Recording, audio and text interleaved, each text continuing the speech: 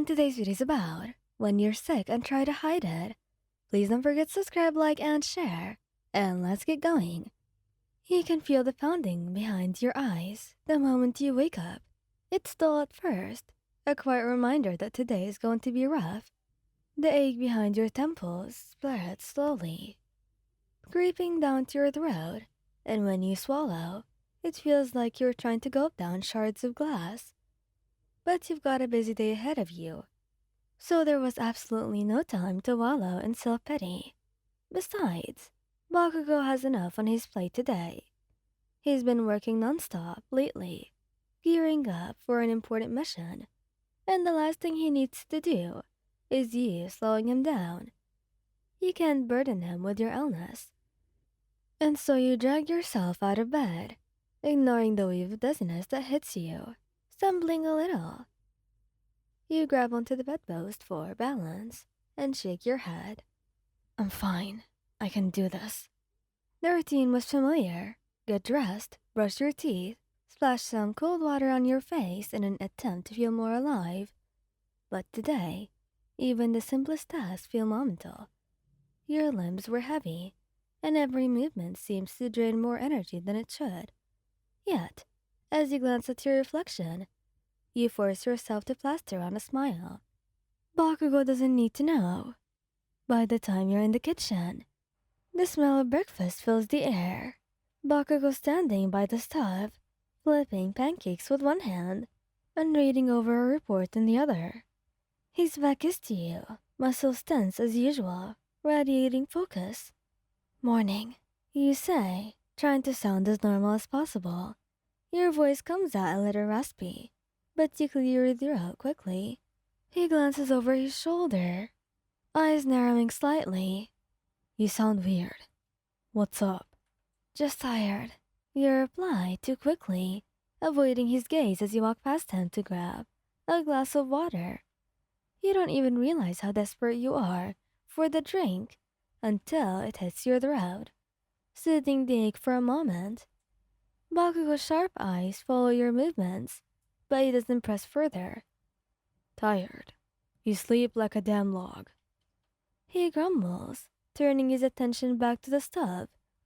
If you're gonna slack off today, just don't get in my way, Wyan. I've got a lot of shit to do.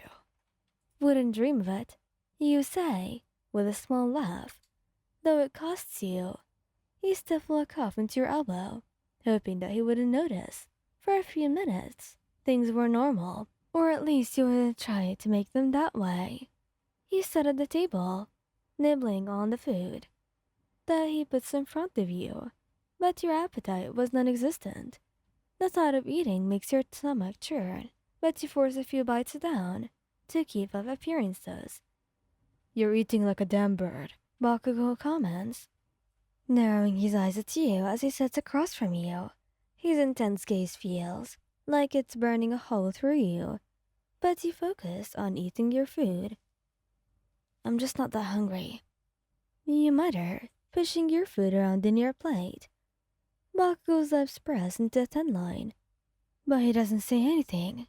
You know that he's suspicious, but he's not one to pry, yet. As the day goes on, things only get worse. Your body feels heavier, and it's getting harder to keep your head up. You try to help Bakugou with some chores around the apartment, but every task was a challenge. Your legs tremble as you carry a basket of laundry down the hall, and your vision blurs every time you bend down. But still, you keep going, determined not to let him see how weak you're feeling. Until you can't. It happens so fast you don't even realize that you're falling onto the ground, your knees hitting the hardwood floor with a painful thud.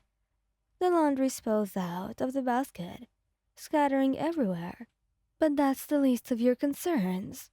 Your body feels like it's on fire now, heat radiating off of you in waves. You press a shaky hand to your forehead, and it feels like your skin is burning under your touch. What the hell? Bakugou's voice cuts through the haze, sharp and concerned. You don't even have the strength to look at him. As he walks over, his footsteps heavy and hurried. He kneels beside you. his hands hovering over you as if he's not sure whether to help or yell at you. Why didn't you say anything? You're burning up. He snaps, his voice low and dangerous. I didn't want to worry you. You mumble, your words slurring together. You've got that big mission coming up and... Shut the hell up. He growls, scooping you up off the floor with ease. You think I give a damn about some mission when you're sick like this? Idiot. Your head lolls in his chest as he carries you to the couch, laying you down carefully. His hands move with uncharismatic gentleness as he adjusts the pillow under your head, his eyes flicking over you, taking in your flushed cheeks and the way you're shivering despite the heat. You're such a dumbass, he mutters, grabbing a blanket and throwing it over you. You should have told me. I didn't want you to worry, you repeat weakly, but even to your ears, that sounds pitiful. Bakugou scowls down at you, but there's something softer in his expression. Of course I'm gonna worry. What do you think I am, heartless? He managed a weak smile. You don't exactly have a reputation for being soft, Katsuki. He glares at you, but the usual bite in his eyes is gone. Shut up. I'm not gonna let you make yourself worse, just 'cause you're stubborn. Bakugou disappears for a few moments, and when he returns, he's got a wet cloth and a thermometer in his hand. He sits down beside you, practically shoving the thermometer into your mouth. Hold still, he says, his eyes locked onto the little device. You're running a fever, he says when he pulls it out. You should be in bed, not running around like an idiot. I'm sorry, you whisper. You will be if this gets worse. He snaps, and then leans forward, pressing the cool cloth to your forehead. For a while, he just sits there, watching over you as you try to drift off. You can feel his hand on your forehead, the rough caresses strangely comforting you, even though he's grumbling under his breath. Get some sleep. You need to rest.